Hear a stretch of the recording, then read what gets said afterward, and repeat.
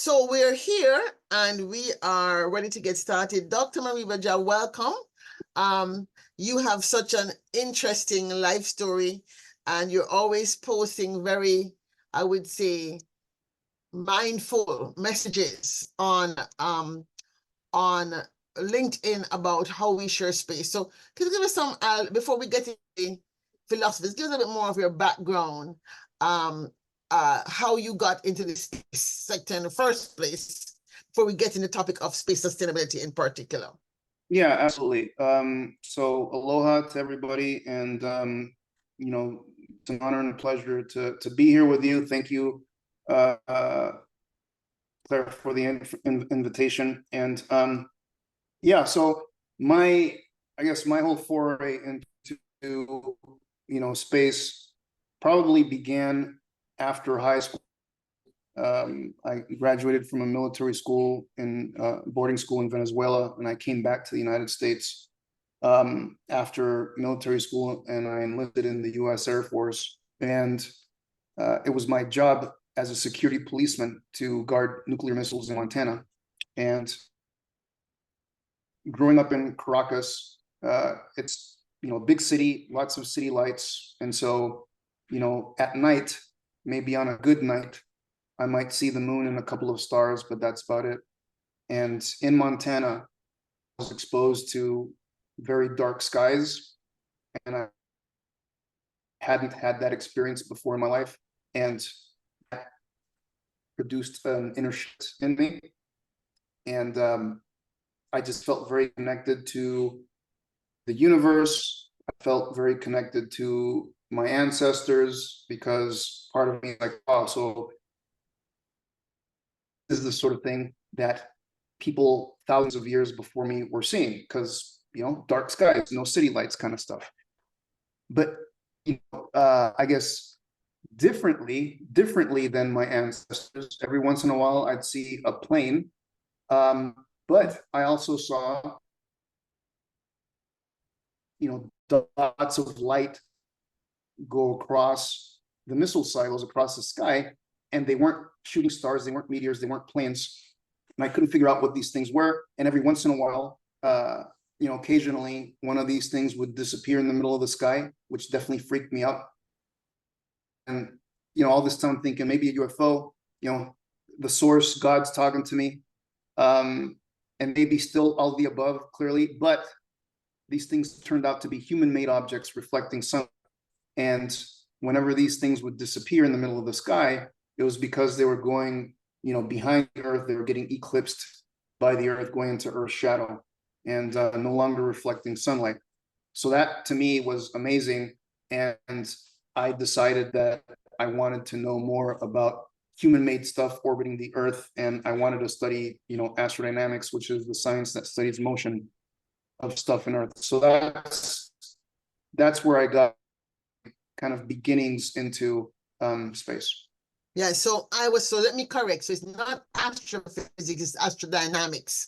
And so he's been studying a lot, the whole space to be phenomenon. And he, as I said, is the person whose brainchild is Diverse Dozen. So before I ask Chow to introduce himself, I want him to just talk about the Diverse Dozen program, because this is how I've gotten to know Chow, who is in my neck of woods in the Metro Washington, D.C. area. And let's talk a little bit about the Diverse Dozen and how that program is part of your vision to make sure all of us understand the construct of space sustainability. And maybe we should talk about what space sustainability is first before we talk about Diverse Dozen, because maybe we talk about the planet, but space is just out there. Why are we talking about sustainability? Absolutely. What does it mean? Right. So great lead in. So I'll say this, right? I'm just going to kind of speed up and pretty much say that I ended up going to college studying astrodynamics. I got a job with NASA's Jet Propulsion Laboratory, specifically as a spacecraft navigator, flying stuff to Mars. But sometime in 2004, I went to Maui with my family for a conference, and my family fell in love with the island. And my family said to me in no uncertain terms, "Your days with NASA are over. Find a job on Maui." And so So I was able to find a job in Maui working with the Air Force Research Laboratory. In 2006, I relocated my family there. And the thing, the shock to my system was that using the telescopes on top of Mount Haleakala, at the time, the Department of Defense was tracking about 26,000 objects, ranging in size from a cell phone to the space station, out of which 1,200 were working and everything else was garbage. And I'm like, in what other domain of human endeavors is it okay for like 96% of the stuff to be trash? I just couldn't believe it. And I think juxtaposition of that and seeing how indigenous people on the islands, Native Hawaiians, have been displaced by colonialism, almost wiped out, thankfully not, and how their practices of sustainability with the land and the ocean are only kept by them. This is not practiced by Western society. And Maui has landfills full of single use and that sort of stuff. And every once in a while, when I went to work, I drive by the landfill and you could see trees around the landfill. The stench was horrible. It still is.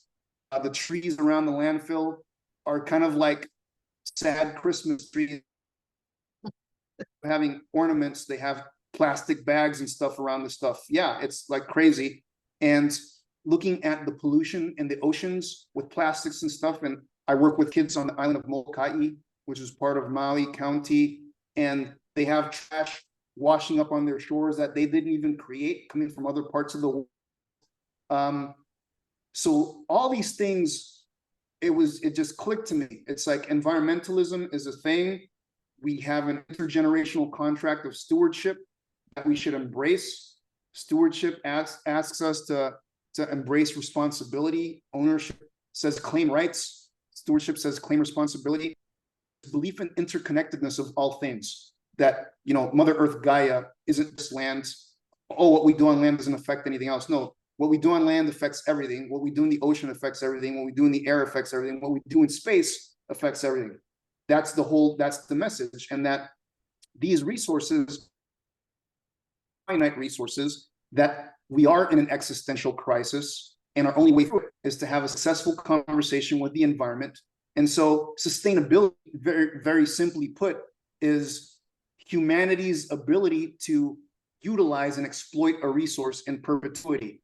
And if anything that hinders our use of a resource is a sustainability issue, and the way that we are utilizing space is not sustainable because we are exhausting the carrying capacity of orbits.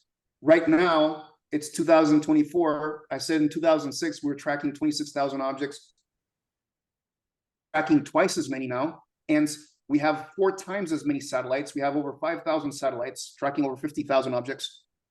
Over half of the satellites that all of humanity owns belong to a single person, Elon Musk, and he's launching about 100 every 3 weeks. And on a busy year, we used to launch maybe 6 a year, maybe one satellite per month. And now we're launching over 12 satellites per week. And most of the world has no clue that this is happening. And in the space community is very insular. It's very cliquey. It's all about the groupies and the who knows who and all this other stuff. And as part of the community, I'm like, this is total BS. Like, space is for all of humanity. Space is for everybody. Everybody should be welcomed. And I want to develop a platform that gives 12 people across humanity a voice to say what they want to say to the rest of humanity about how we need to change our behaviors to actually achieve sustainability in space, which has direct consequences for the planet. So that's what the D12 Diverse Dozen is all about. It's a collaboration with the American Institute of Aeronautics and Astronautics at their Ascend conference, and it's getting 12 people from around the globe to be on the big stage to deliver the message, their ideas and thoughts that they want to share with other people. And so I'm very honored that both are part of the D12. Thank you so much. So now, Chow, we were both selected last year. I was selected for my vision of creating a space futures collaboratory so we can have the more difficult policy conversations with everybody at the table. And I must say, Dr. Zahir Ali, one of my, I call him my mentor, even though he's younger than me, because he knows so much. He's agreed to help me figure out how to move it from a piece of paper to actually a pilot project. So I'm really excited about that. He'll be coming on later.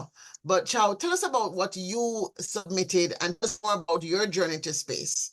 And what did you submit to make you be one of the people named as a diverse dozen last year at the Ascent conference? Okay. Hello, Dr. John, Dr. Nelson. Good to see both of you again.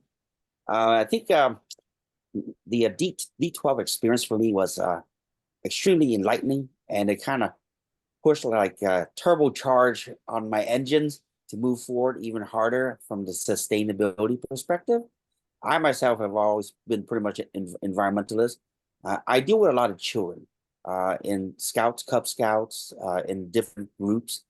And, you know, I always teach them about preserving the earth, keeping our environment clean for generations to come. It's just not about you today. No, you have to wait for the next group that's coming after you. And that was really the premise of why I joined D12, because I realized knowledge of sustainability has to start at a very young age. We teach them today, right? Teach them to preserve, to appreciate, and also to look for generations after them. My oldest daughter, my youngest daughter is only 9, but I'm telling this to her already. I say, look, you know, you got cousin. He's only 12 months old, right? You have to make sure that when you grow up, your environment is clean. Because what about your cousin? He's 1 or 2 years younger than you. I mean, he's 9, well, actually 7 years younger than you. But what happened when he grows up? Do you want him to not experience the beautiful part, the environment? And now look, space is part of your reality. When you grow up, you might have the option to go into space. I might not in my generation, but at least we are here helping to build, you know, build out. And part of what I wrote up for my D12 was about debris management in space. Back then, even though it was a year ago, it was quasi hot button. And now I'm hearing out of the White House Office of Science and Technology, oh, hey, here's the memo on space debris management or space sustainability. We should share the data amongst all of us. Because if you look at it from one perspective, space is not an environment for one country. It's a collective. It's the whole Earth, right? This is the only economy that is approaching, that is opening, that is like everyone is a player. There's no such thing as, oh, I'm a Caribbean nation. I don't have enough money to stand up something. But you still need to educate the people. You still participate. You can get a CubeSat, cost you 100,000, 200,000, whatever. Grab a ride share on the SpaceX launcher. No, educate the people so they're equally aware and know what's going on. Because I think the biggest battle that I see is knowledge, right? Share knowledge of sustainability. Share knowledge of what space environment is gigantic. Why should we care if there's a couple thousands or 100,000 pieces of debris? You know, it's infinite. So yeah, it could be infinite, but then if you have this band of garbage all around us, suddenly we're encased in our own band of shell of garbage, right? We can't get out of our shell because we built a shell, a little shell of debris surrounding Earth, which creates a hazard for us anytime we want to go out to look at other things, to explore. Simple example, GPS. We're all pretty much depend on GPS. Your phone needs it. Your navigator needs it. Your financial, EMS, emergency, airplane. Shut down GPS for 1 day. See what happened. Just 1 day, the world stopped. You know, life is at its mercy. So we realize space as an environment and the services rendered is becoming extremely important part of our own life. But to have those services, we need to protect it. We need to realize from a philosophical and a practical process, how do we clean up the environment? Technology might not be there, but what can be there is share our knowledge, push this envelope on space sustainability, and then get the conversation continuously moving. Um, it's like pitching a message. We can't stop. The message can never stop, right? And I think that for me is something that I've been moving forward. Like right now, I'm doing research on cyber security for the space domain and how it influences space security. Because right now, if we come together with a knowledge of how security works and a collective understanding and play by this set of rules that we want to adhere to, then it makes the environment safer. We're not creating more debris. Hopefully, we're creating less, or shall we say, a control aspect for the space environment. But one of the things I like to say is one of the things I think we focus on at the Space Futures Forum, I'm very much a doer, right? So every time I'm having a conversation, it's not because I just want to have a conversation. Yes, it's a podcast, a video cast, but I tend to do it because I'm trying to get something else done in reality. So one of the reasons why even I was like, I'm tired. I said, I cannot skip this year because this year has two important things of value. One, we have the UN Summit on the Future this year, and two, we have the UN Summit on Small Island Development States, two things near and dear to my heart. So as a futurist, I've been looking at the document on UN Summit of the Future, and as I said, and I've been saying, there is no mention of space futures in that document. And so one of the things in the official agreement, so I've been trying to promote this agenda. SOC certified that are at the table are not involved in space. Even if they're involved in climate, they're seeing it from a very narrow lens of what's happening right now.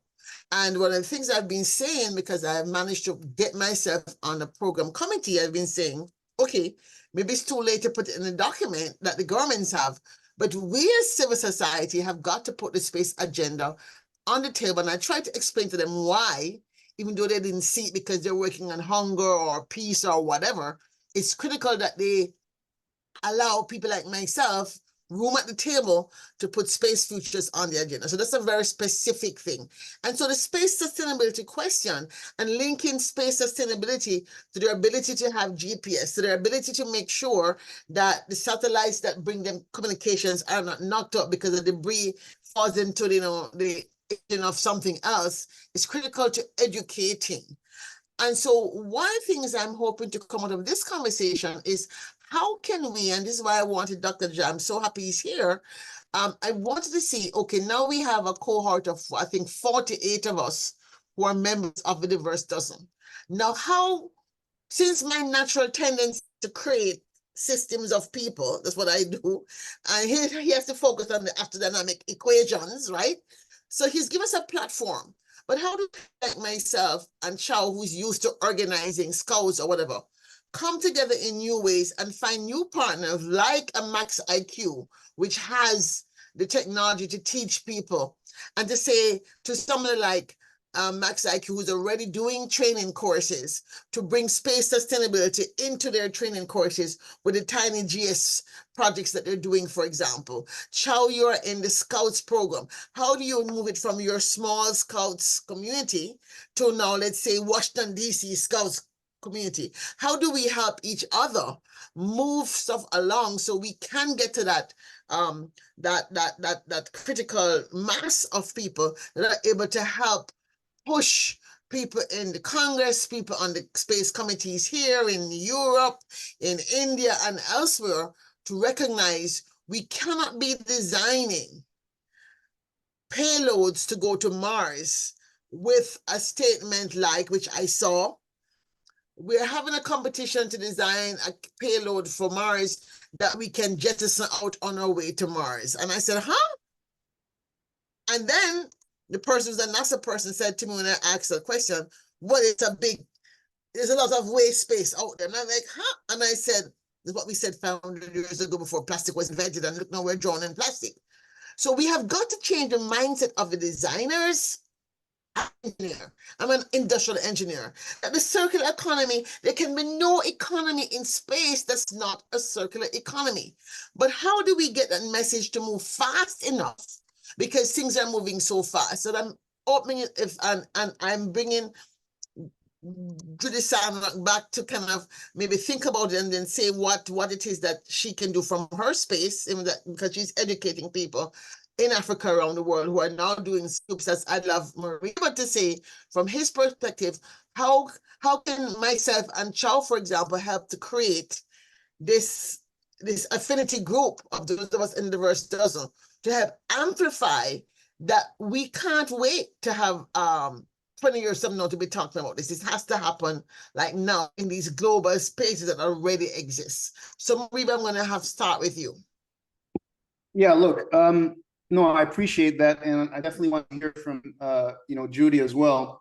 But I have a couple of ideas. One is I'm working on knowledge graph database that can curate our information and help link ourselves with other explorers and fellows of other societies and that sort of stuff, doers and the enablers. So I'm finding mechanisms of linking doers and enablers,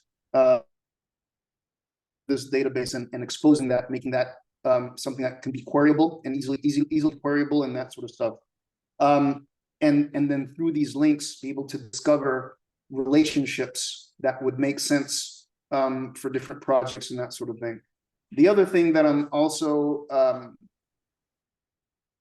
thinking about, and as a National Geographic explorer, I'm working with the society, with Nat Geo Society, to have an idea for a new kind of conference or event that would actually be in Washington, that would be held annually. That basically it would be stewards, it would be space themed, but it would be about stewardship of the planet, bringing in researchers, land, ocean, and air together with folks from space, but also be able to invite and incentivize philanthropists to be there so that doers and enablers can be in a common room and we can get projects started. And a third thing that I'm going to do, which I haven't done yet because there's not enough kind of minutes in the day, but I'm also thinking about creating my own research institute to provide a bucket that can attract funding for us to work more closely together. So those are the things, those are the projects that I kind of have going on. So before I respond to that, Judy, because I'm excited about the last one. Okay, myself, I can't get this lab going, but if he has a program, then I can get my little project going. We now have somewhere to go work out of. I mean, I'm talking to Arizona State because they're well known in the future space and in the space as well. So I'm excited about the opportunity that I'm getting through my relationship with Zahir Ali, who will be on the call in the next hour. But Judy, I'd love to hear from you. You are constantly designing courses, training courses. How are you seeing space sustainability being the next thing that could be on your agenda as a person who's delivering training? Dr. Claire, yeah, I mean, you referred to this challenge that we have with debris and waste, etc. What I have found is engaging our youngest generation. They are acutely aware of the mess that has been made of this planet.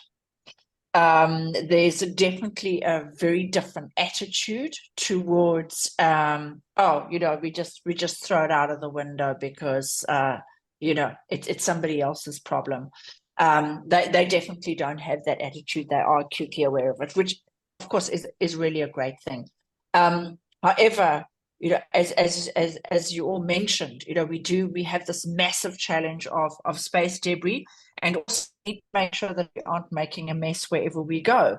There's a fair amount of waste and debris on the moon. You know, I mean, nobody talks about it, but you know, when the Apollo astronauts were on the moon, you know, they weren't going to take their toilet waste with them. They needed to utilize their fuel as much as possible. So, you know, unfortunately, there are some human waste dumps on the moon in an environment where nothing biodegrades and nothing gets reconsumed into the earth, etc. So, some surprise packages waiting for our probes and people when they arrive back. So, you know, we certainly do have these challenges, and I think a lot of it, and I'm so pleased you're working with Arizona State University, because they have developed a number of courses in terms of space law, you know, and all of these topics need to work together. But I think a lot of the time, what it is it's based on what we define, how we define the value of something.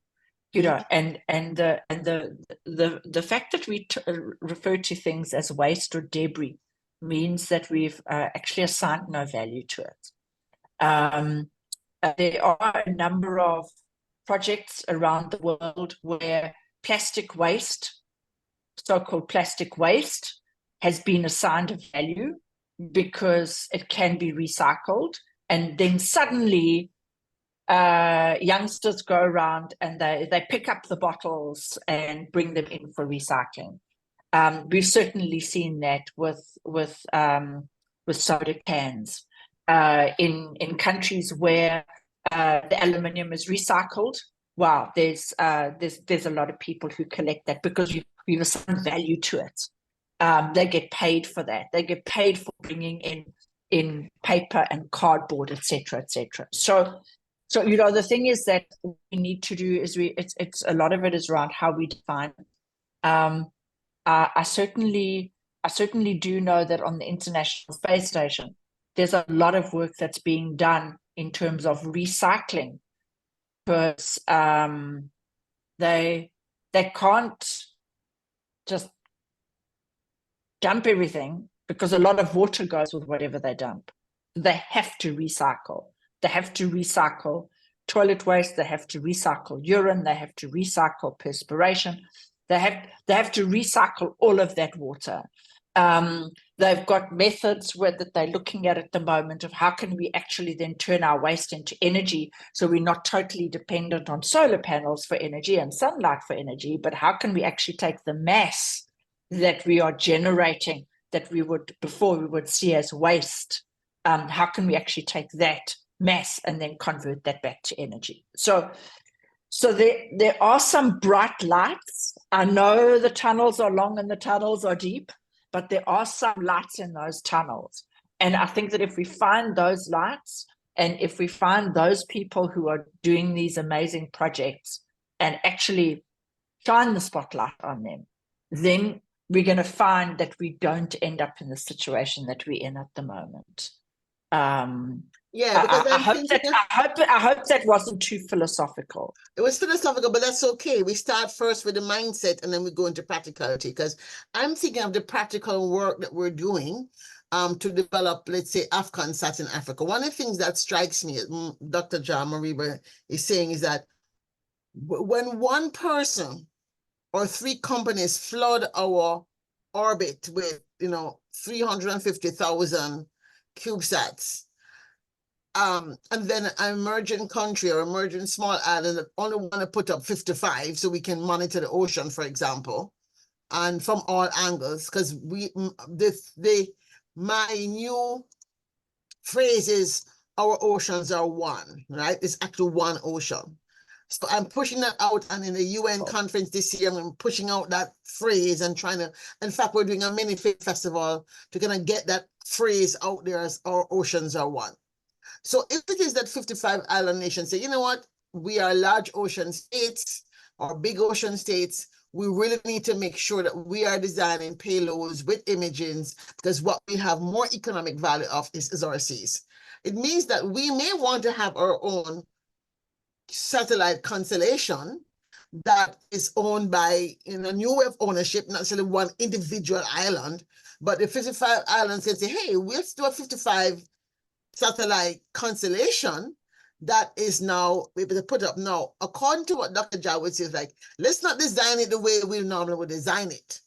So our design should not be based on previous designs where we have not thought about the grave part of satellite. How are we going to design this CubeSat so we can retrieve it at the end? How can we work with the startup companies that exist? They're there, they're trying to get attention, but we don't have, as Dr. Jassy, we don't have this space where we can now come together. So my collaboratory idea was, let us get everybody in the same room and first of all, do a simulation model of this thing, right? Let us do a simulation model. Let's do a meta version of this thing. Now we say, okay, we have some proof of concept. Now we can go and say we need to raise $55 million, and this is why it will work, because we have done some work together with the satellite designers, with the space debris people who have new ways of tracking and retrieving and fixing, etc. in space. And we have also the philosophers that are saying, okay, but what does ownership mean in this new collaboration? Why can't we have a space cooperative? Why does it have to be like one person has to own everything? Why can't we have a space cooperative where we say to everybody who has a phone, right?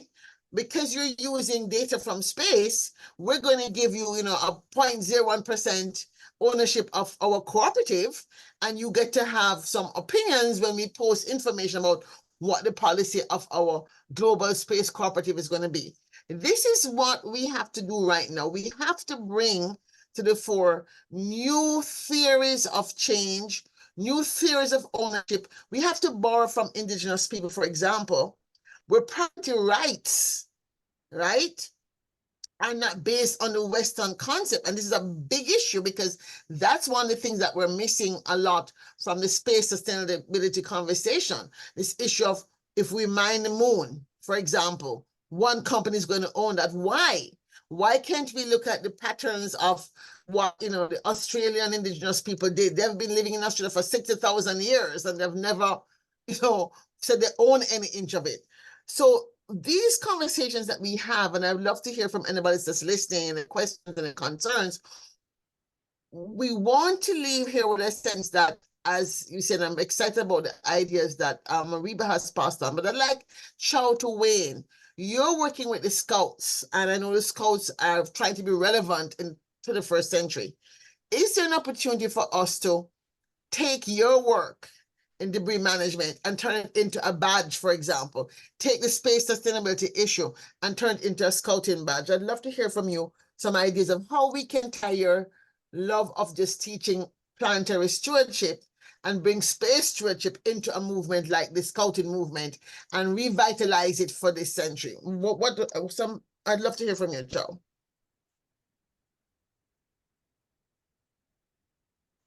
Well, maybe he stepped away.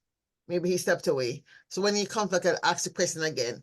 But Mariba, as I'm speaking to you then, when you think about the fact that we have somebody in the verse doesn't like Chow who's working with Scouting, do you see a possibility for this being, to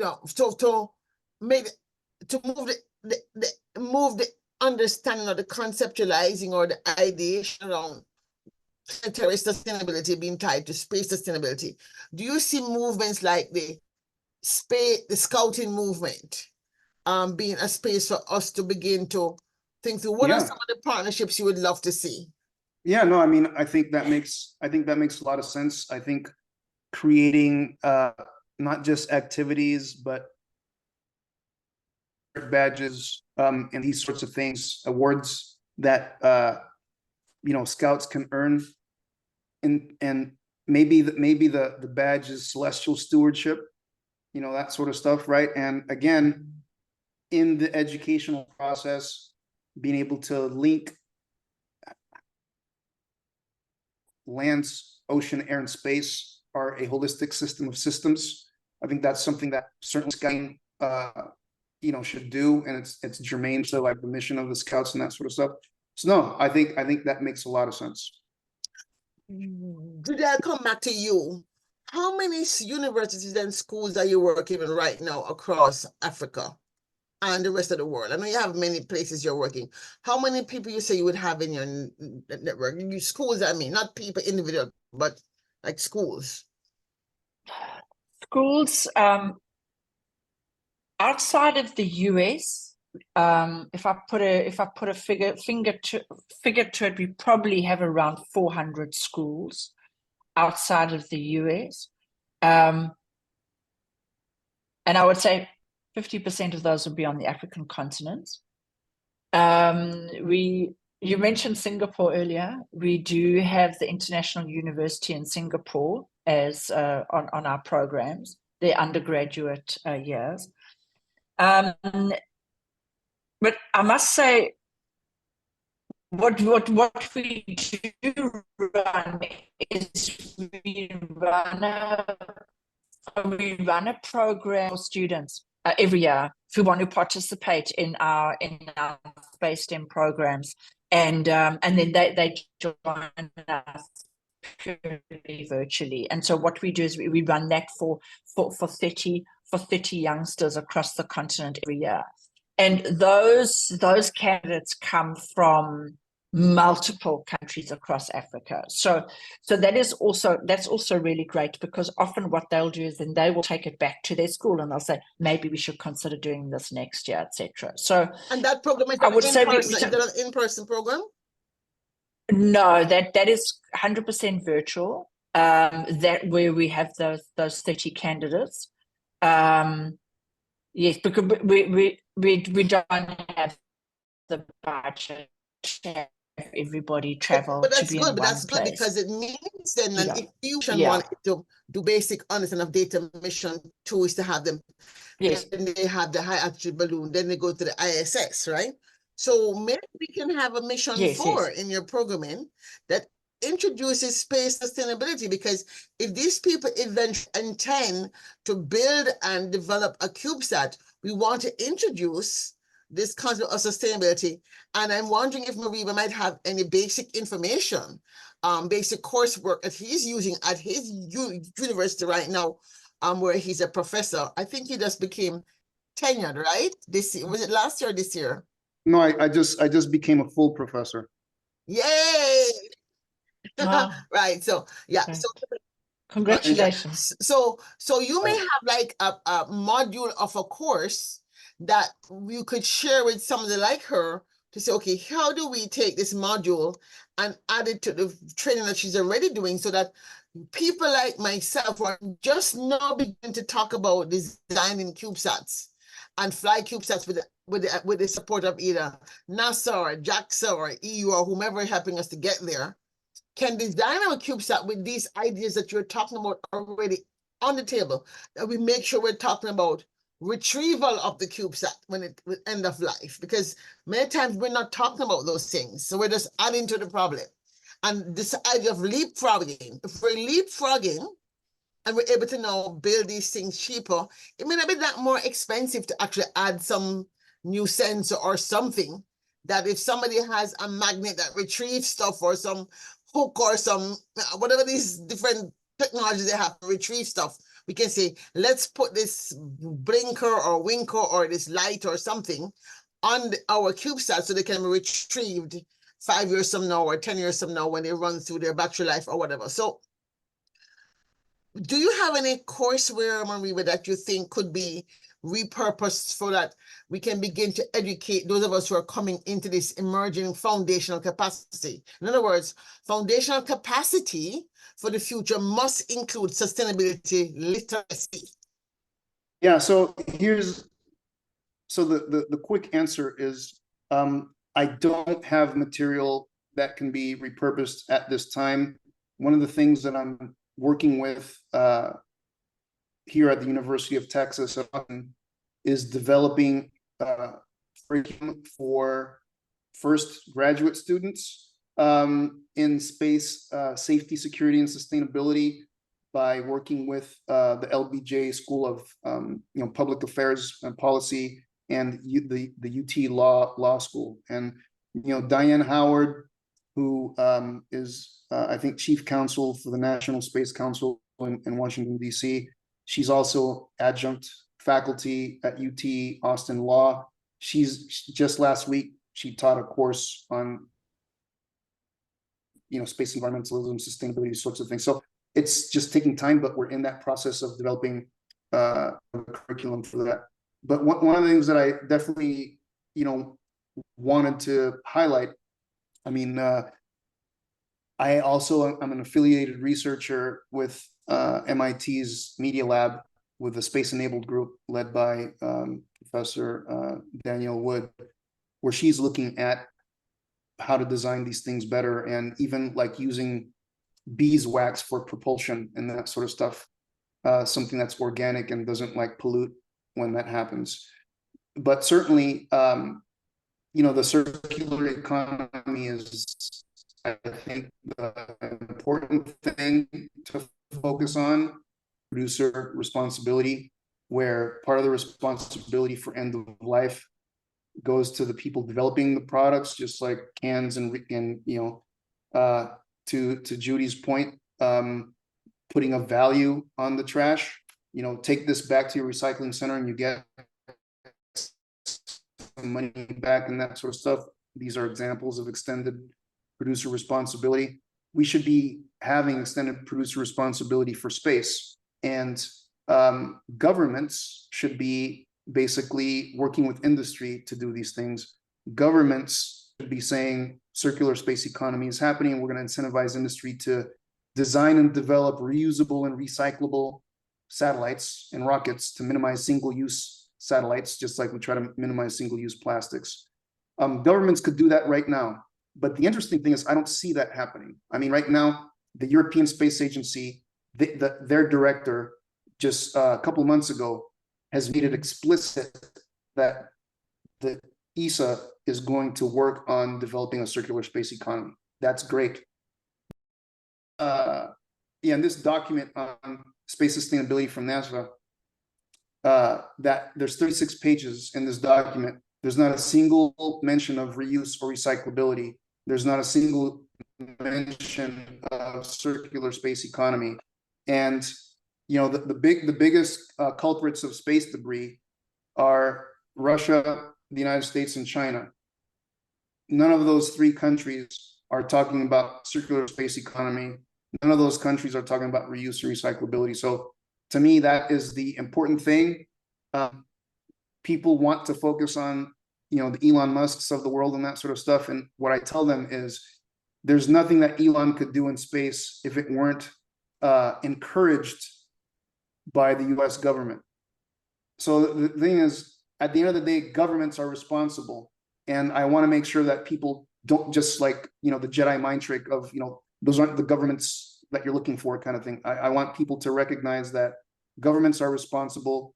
Governments could actually make these changes right now. But one of the reasons why I feel it's not happening is because when I personally talk to people on the Hill, the House, or the Senate, and I say these are the things that need to happen, oh, okay, it sounds good. But then the companies, the Boeings, Lockheeds, L3 Harris's of the world, when people on the Hill say, hey, we're thinking about circular space economy, reuse, recyclability, then the companies are like, oh, but we've been doing this for so long and space is big, and if we do this, there's this additional cost to us. Like, we don't want that, right? So then it's the do you want to get reelected? And if you make it hard for us, then maybe you don't get reelected into office, right? So we need to break that cycle, and kind of break that cycle of the lobbyists and that sort of stuff, because that's getting in the way. And then the United States, for sure, the government, the US government wants superiority in space. The US government wants certain dominance in space, right? And it's a first come, first served. It's like Elon at this point has over 50% of humanity's working satellites. Elon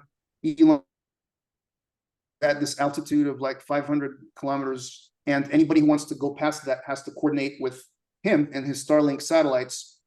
yeah, and so it's the U.S. government has said yes, yes, yes, get into space, do all this stuff. It's pretty much an occupation.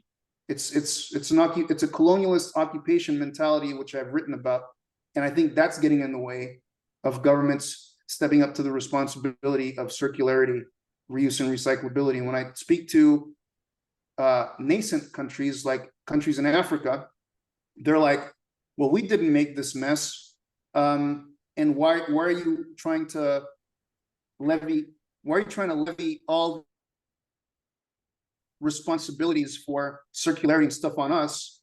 We didn't create the mess. Let us develop our technology. And my message to Africa is, develop your technology, but don't develop dirty technology. Like, just because you didn't create the mess doesn't give you a free pass to behave in unsustainable ways, just because for you to catch up. So the whole thing in the African countries, they want to try to catch up to where Western society is in space, and they just want to just do it however they want to do it, and not really think about sustainability and that sort of stuff. And I said, this is your opportunity as new entrants to show your leadership to the ones that have been polluting for decades, and show them that you can do things differently. So yeah, I really love that. That's why I was so delighted to be invited by the Saudi Space Agency to do a space debris conference in early February this year. And I really believe that there's an opportunity to do research in the universities in Africa, in universities in Saudi Arabia, UAE, which are really put a lot of money into being in space. And I think we might find, because especially in African countries where people are used to doing stuff with far less resources, or places like India, we might find the solutions for circularity will come easier for them because they're not polluted by the old way of thinking. And so this is why we have to get the message out first, get the mindset shift.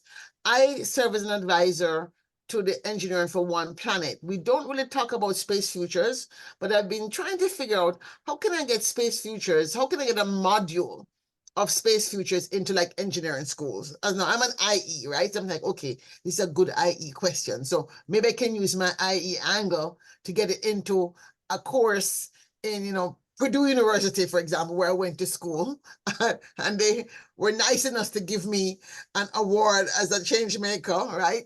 So maybe I can start there where they already know me, but we have to find a way to infiltrate the engineers. So the producer responsibility you're talking about. So the engineers who are going to be working at Lockheed and going to be working at Boeing and SpaceX, the new graduates who are coming out by the next 4 years, have to be sustainable literate. So every aerospace engineer has the opportunity to take a space futures course as an elective, for example, if they so choose. And so I think all things work together. The fact that, for example, Mariba, you were able to be named a Nat Geo Explorer, you got the recognition from the MacArthur Foundation, means that we can layer on top of that access that we don't currently have. Yes, we don't have any money to lobby the way the companies do, but we can use our voice as advocates to get, Chow, I kind of nominated you to be us ambassador to the Boy Scouts to create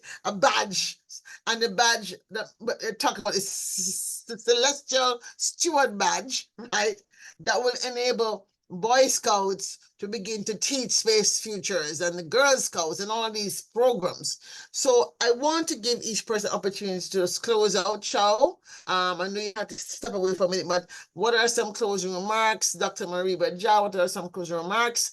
And then wrap up and get ready for the next session. Chow, All right. the floor is So with yours. respect to sustainability and how to integrate it into the scouting universe, believe it or not, the scouts, the older scouts, they have something called marriage badge, and they have a marriage badge for sustainability. I am a certified instructor for that badge, and I started integrating space sustainability topics into it as part of my other topics that I teach. But I think for knowledge base, we need to start from a grassroots effort, like starting with a scout group. So it's like, hey, so I got this audience that I can preach to, that I can share knowledge with. And from there, hopefully it will trickle up the line and share with other people also. And I think maybe Dr. Ja, if you have curriculum that you build out for sustainability that I can pitch, that I can use, because I think that's how it would prove to be very beneficial. Right? It's like, hey, it's not me inventing this for space, but I'm grabbing these for the pros. They've been in the industry longer than I have. And let me share this knowledge that I've obtained from them. So I think that's part of us working together too, leveraging each other's knowledge and expertise. So thank you. Thank you. Dr. Nielsen, Yes. I really like that last comment that Dr. Jen made. I would welcome any type of information along that line that I can actually share on my platform. As you said, I have my audience, and I would really like the idea that you can start at the basic level. Okay, at the basic level. It's similar to the program I mentioned to you about us looking to start teaching Zulu to our people. We have 4 schools in Jamaica and 3 in the Bahamas already doing it at the elementary level.